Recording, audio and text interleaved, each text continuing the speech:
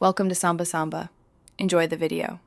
In this video, I will explain how to play the Goat Simulator theme on guitar. First, ensure your guitar is in standard tuning, E-A-D-G-B-E, for the best sound. The main theme is primarily in the key of C minor, which sets its unique mood.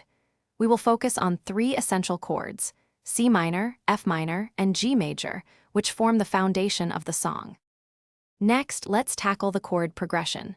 The core sequence involves C minor, followed by F minor, and then G major.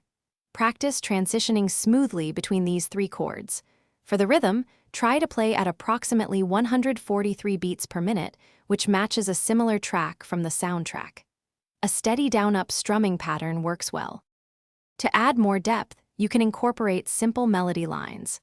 The Goat Simulator theme has a distinct, somewhat complex melody, so start with keynotes from the C minor scale. For a richer texture, try fingerpicking instead of strumming. Focus on the higher 3 or 4 strings to bring out the main melodic phrases, making the song more engaging. Consistent practice is key to mastering this theme.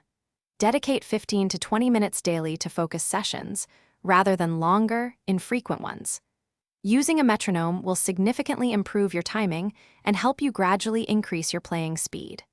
Remember, the goal is to have fun while learning this wonderfully quirky and memorable video game theme song.